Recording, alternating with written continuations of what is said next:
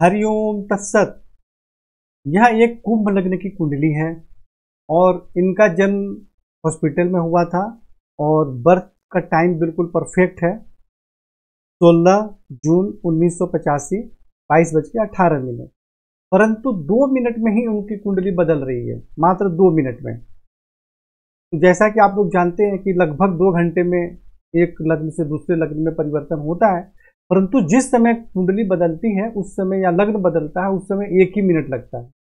तो ऐसे में यदि किसी का जन्म हो जाए तो उसे हम संधि काल में जन्म बोलते हैं, यानी कि ऐसे व्यक्ति पे दोनों ही लग्नों का मिला जुला असर पड़ता है और ऐसे में दोनों कुंडलियों का फलादेश बताना पड़ता है।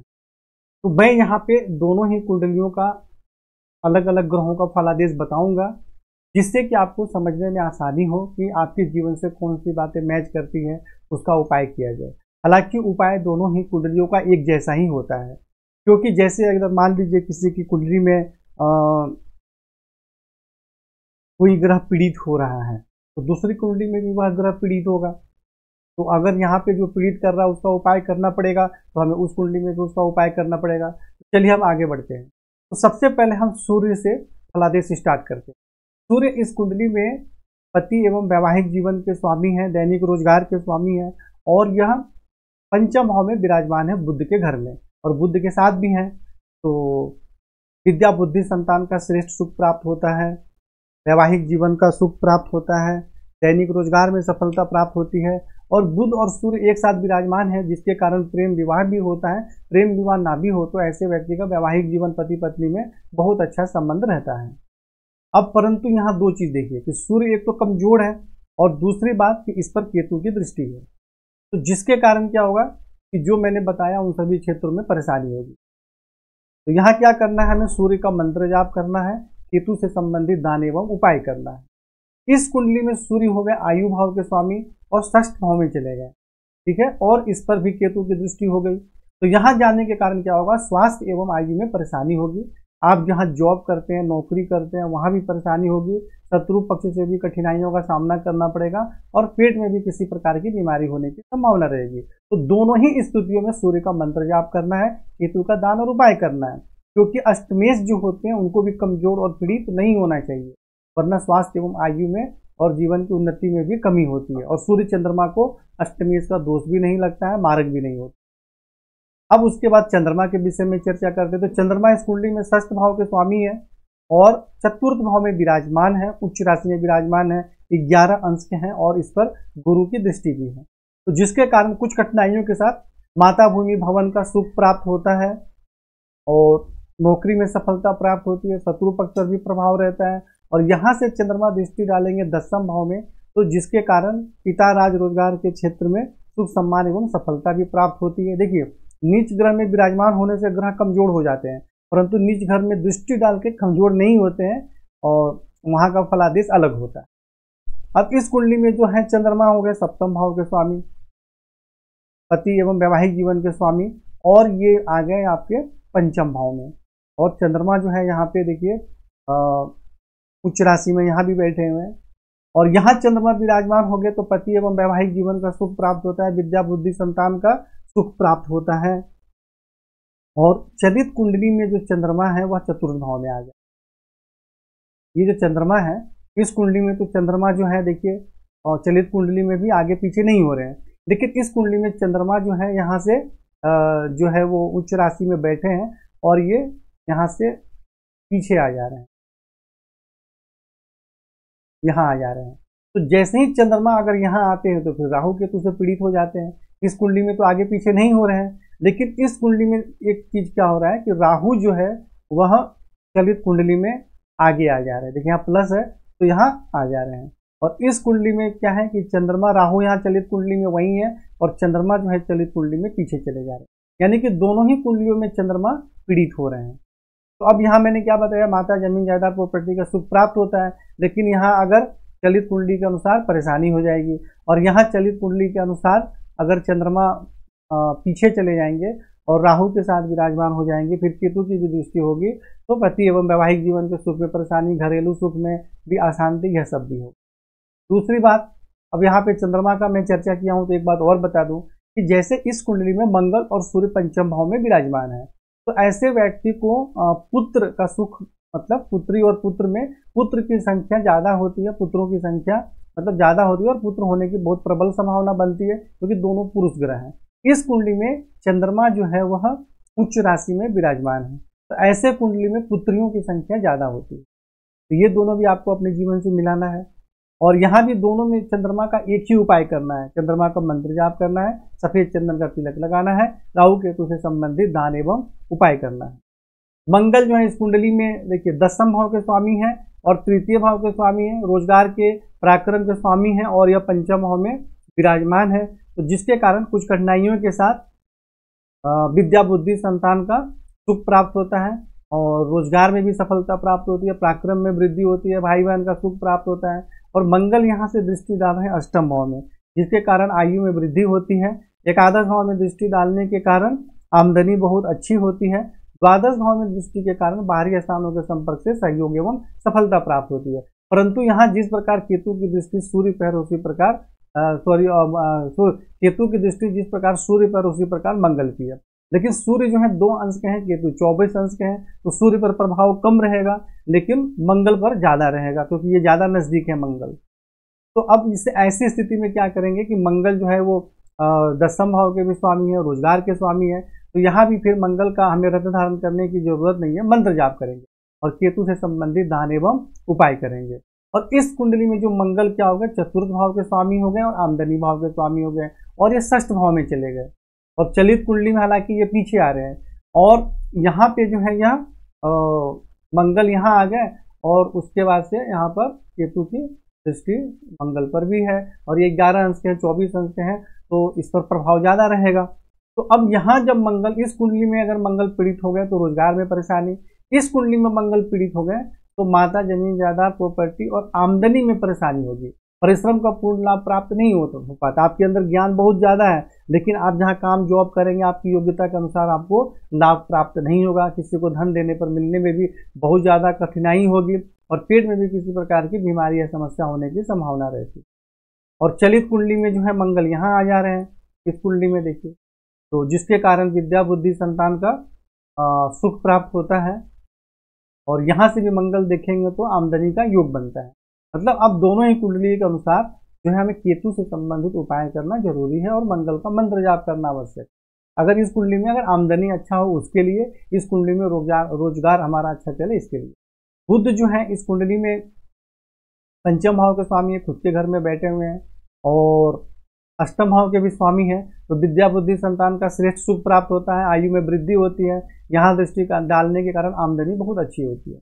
इस कुंडली में बुध जो है वह भाग्य भाव के स्वामी है और यह रोग एवं शत्रु के स्वामी है, खुद के घर में विराजमान है, तो जिसके कारण कुछ कठिनाइयों के साथ भाग्य की उन्नति होती है, परंतु नौकरी में सफलता प्राप्त होती है, शत्रु पक्ष पर भी प्रभाव रहता है। और बुध जो है इस कुंडली में विचलित कुंडली में ये आ जा रहे हैं ये पंचम भाव में, तो जिसके कारण भाग्य भाव के स्वामी है तो भाग्यशाली पुत्र प्राप्त होते हैं और विद्या बुद्धि संतान का भी सुख प्राप्त होता है। तो इस कुंडली के अनुसार जो बुध 13 अंश के हैं, 2 अंश के हैं, तो यहाँ अस्त का प्रभाव बहुत ज्यादा नहीं रहेगा, लेकिन इस कुंडली में जो है बुध का आपको मंत्र जाप करना चाहिए। इस कुंडली के हिसाब से भी बुध का मंत्र जाप करेंगे तो अच्छा ही है, क्योंकि यहाँ पंचम भाव के स्वामी है और इस कुंडली में भाग्य भाव के स्वामी है, तो दोनों के अनुसार बुध का मंत्र जाप आपको करना चाहिए। और यहाँ से बुध द्वादश भाव में दृष्टि डालेंगे तो बाहरी स्थानों के संपर्क से जीवन में उन्नति एवं सफलता भी प्राप्त होगी। गुरु इस कुंडली में आय भाव के स्वामी है और धन भाव के स्वामी है, द्वादश भाव में चले गए और यह 23 अंश के हैं, 5 अंश से ऊपर है, वक्री भी है, जिसके कारण यह नीच नहीं माने जाएंगे। 5 अंश से ऊपर होने के बाद गुरु नीच नहीं माने जाते हैं। और चलित कुंडली में ये लग्न में विराजमान हो जा रहे हैं, तो यहाँ विराजमान होने के कारण क्या होगा कि आमदनी सही प्रकार से नहीं होगी, धन का संग्रह भी सही प्रकार से नहीं होगा और फालतू फिजूल खर्च के कारण भी परेशानियों का सामना करना पड़ेगा, लेकिन बाहरी स्थानों के संपर्क से आमदनी के भी योग बनेंगे। तो अब ऐसे और यहाँ अगर गुरु विराजमान हो जाते हैं तो कुछ कठिनाइयों के साथ शारीरिक स्वास्थ्य, सौंदर्य, जीवन की उन्नति में सफलता प्राप्त होती है। पंचम भाव में दृष्टि डालेंगे तो विद्या बुद्धि संतान का सुख प्राप्त होता है और यहाँ डालेंगे तो भाग्य की उन्नति होती है। और यहाँ से गुरु यदि चतुर्थ भाव में दृष्टि डालेंगे तो जिसके कारण माता भूमि भवन का सुख प्राप्त होता है, यहाँ दृष्टि डालेंगे तो नौकरी में सफलता प्राप्त होती है और यहाँ दृष्टि डालेंगे तो आयु में वृद्धि होती है। तो ये हो गया इस कुंडली की। अब इस कुंडली में जो गुरु हैं वह किसके स्वामी हो गए? द्वादश भाव के स्वामी हो गए और तृतीय भाव के स्वामी हो गए, और गुरु को इस कुंडली में अकारक माना जाता है, विशेषकर स्वास्थ्य के लिए। तो इस कुंडली में जो गुरु हैं वह लग्न में विराजमान हो गए। तो 23 अंश के यहाँ वक्री हैं, तो नीच तो माने जाएंगे नहीं, नीच का तो प्रभाव है नहीं। तो यहाँ क्या होगा कि शारीरिक स्वास्थ्य से संबंधित कुछ परेशानी होगी, परंतु पराक्रम में वृद्धि होगी और बाहरी स्थानों के संपर्क से जीवन में उन्नति भी होगी। दोनों चीजें होगी कि स्वास्थ्य में कुछ परेशानी भी होगी तो पराक्रम में वृद्धि भी होगी, मान सम्मान प्रतिष्ठा भी प्राप्त होगा, और बाहरी स्थानों के संपर्क से सहयोग भी प्राप्त होगी और जीवन में उन्नति भी होगी। और गुरु यहाँ से पंचम भाव में दृष्टि डाल रहे हैं, तो जिसके कारण विद्या बुद्धि संतान का सुख प्राप्त होता है। यहाँ दृष्टि डालेंगे तो वैवाहिक जीवन का सुख प्राप्त होता है। यहाँ दृष्टि डालेंगे तो भाग्य की उन्नति होती है, धर्म का पालन करते ही जाते। तो अब इस कुंडली के अनुसार पहला बात की ना, तो इस कुंडली में जो है राहु से गुरु पीड़ित हो रहे हैं, ना ही इस कुंडली में गुरु पीड़ित हो रहे हैं। इसलिए गुरु के सामान्य उपाय जो आपके कुंडली में दिया गया है, दोनों के अनुसार वो कर सकते हैं। और बल में तो मजबूत है क्योंकि 23 अंश के हैं, लेकिन वक्री है, तो इसलिए इनमें बल भी ज्यादा है। तो गुरु से संबंधित सामान्य जो उपाय बताए गए हैं वो आपको करना है। अब हम शुक्र के विषय में चर्चा करते हैं। तो शुक्र जो है इस कुंडली में चतुर्थ भाव के स्वामी हैं और नवम भाव के भी स्वामी हैं, सबसे राजयोग कारक ग्रह हैं, और यह शुक्र तृतीय भाव में विराजमान है, जिसके कारण पराक्रम में वृद्धि होती है, भाई बहन का सुख प्राप्त होता है, और माता जमीन जायदाद प्रॉपर्टी का भी सुख प्राप्त होता है। स्वयं से द्वादश भाव में है, तो जिसके कारण कुछ कठिनाइयों के साथ माता भूमि भवन का सुख प्राप्त होता है, और यहाँ से खुद के घर में दृष्टि डाल रहे हैं, तो जिसके कारण भाग्य की विशेष उन्नति होती है, धर्म का पालन करती है, उच्च शिक्षा भी अच्छी प्राप्त होती है, और ऐसे व्यक्ति भाग्यशाली होते हैं। और 16 अंश के हैं, शुक्र के लिए कुछ करने की आवश्यकता नहीं है। हाँ, इसका मंत्र जाप कर सकते हैं क्योंकि राहु के साथ विराजमान है, तो सामान्य मंत्र जाप करें, राहु से संबंधित उपाय तो करना ही है। और इस कुंडली में जो शुक्र है वो भी इस कुंडली में भी राजयोग कारक ग्रह बन गए। देखिए इसमें पंचम एवं दसम भाव के स्वामी हैं, और दोनों ही कुंडलियों के अनुसार राजयोग कारक ग्रह बन के चतुर्थ भाव में विराजमान है, तो जिसके कारण माता भूमि भवन का श्रेष्ठ सुख प्राप्त होता है, विद्या बुद्धि संतान का भी सुख प्राप्त होता है, और दसम भाव में दृष्टि के कारण पिता राज रोजगार के क्षेत्र में सुख सम्मान एवं सफलता प्राप्त होती है।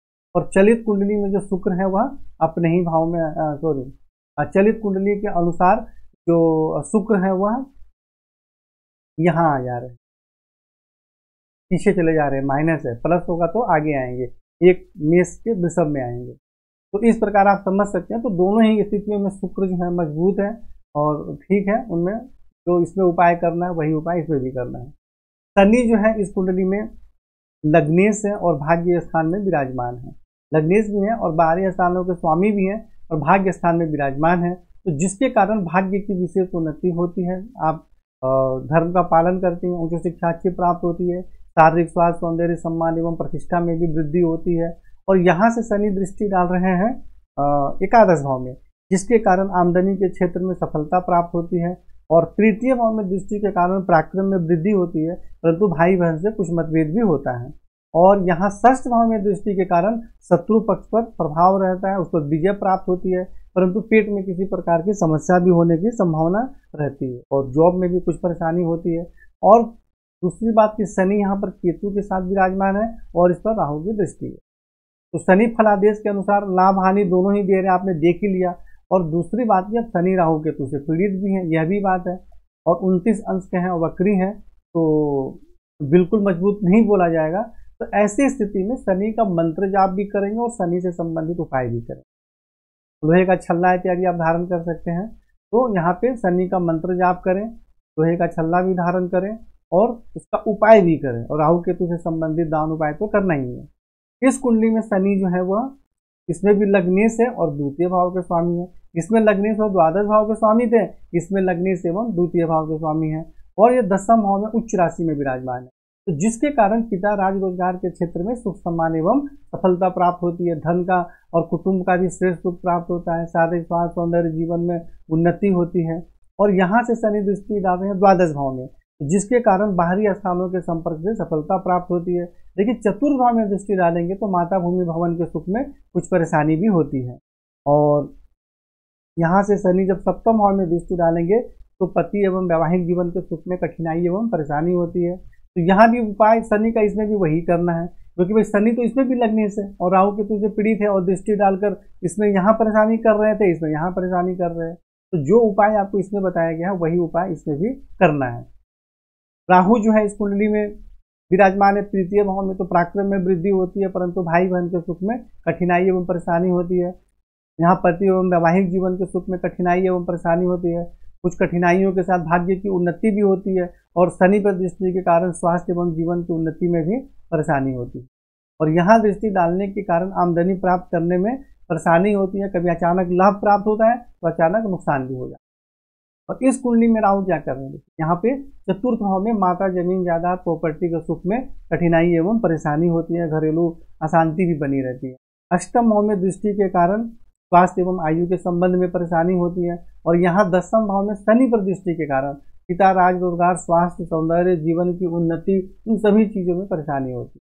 और यहाँ से द्वादश भाव में दृष्टि डालने के कारण बाहरी स्थानों के संपर्क से कुछ कठिनाई एवं परेशानी भी होती है। तो यहाँ भी राहु से संबंधित तो दोनों ही कुंडलियों में आपको दान एवं उपाय ही करना है, एक ही उपाय करना है। केतु जो है इस कुंडली में देखिए भाग्य की उन्नति, शनि के साथ विराजमान है केतु, तो इसमें भी स्वास्थ्य एवं जीवन की उन्नति में परेशानी, भाग्य की उन्नति में कठिनाइयों का सामना। और लग्न में दृष्टि डालेंगे तो शारीरिक स्वास्थ्य, सौंदर्य, जीवन की उन्नति में कठिनाई एवं परेशानी होती है, चोट इत्यादि भी लगने की संभावना रहती है। तृतीय भाव में दृष्टि डालेंगे तो पराक्रम में तो वृद्धि होगी, परंतु भाई बहन से परेशानी एवं मतभेद भी होगा। और जब नौवां भाव में सूर्य और मंगल पर दृष्टि डालेंगे तो सूर्य पर तो दृष्टि का प्रभाव कम होगा, क्योंकि ये 2 अंश के हैं और मंगल 11 अंश के हैं, इस पर प्रभाव ज्यादा होगा। तो यहाँ दृष्टि डालने के कारण विद्या, बुद्धि, संतान, वैवाहिक जीवन और रोजगार, इन सभी चीजों में परेशानी के योग बनेंगे। तो यहाँ पर केतु से संबंधित तो दान उपाय दोनों ही कुंडलियों में सेम ही उपाय आपको करना है। और यहाँ केतु क्या करेंगे, शनि के साथ हैं तो वही स्वास्थ्य और रोजगार में परेशानी, द्वितीय भाव में धन एवं कुटुंब के सुख में परेशानी, माता, भूमि, भवन के सुख में परेशानी। और यहाँ पेट के सबसे निचले भाग में किसी प्रकार की परेशानी होने की संभावना रहती है। नौकरी में भी कठिनाई एवं परेशानी होती है, स्वास्थ्य से भी संबंधित भी परेशानी होती है, क्योंकि आयु भाव के स्वामी सूर्य हैं और मंगल जो है चतुर्थ भाव एवं आमदनी भाव के स्वामी है। तो जिसके कारण कि माता, भूमि, भवन, घरेलू सुख में भी परेशानी और आमदनी में भी परेशानियों का सामना करना पड़ता है। तो इस प्रकार आपको दोनों ही कुंडलियों का मैंने विश्लेषण करके फलादेश बताया। आपकी कुंडली में जो मैंने उपाय लिखा है, चाहे यह कुंडली हो चाहे वह कुंडली, उपाय आपको वही करना है, मन में किसी प्रकार का कंफ्यूजन नहीं रखना। तो इस प्रकार आप समझ गए और आप फोन करके चर्चा करें और उसके बाद उपाय भी करें, जीवन में आगे बढ़ें। हरि ओम तत्सत।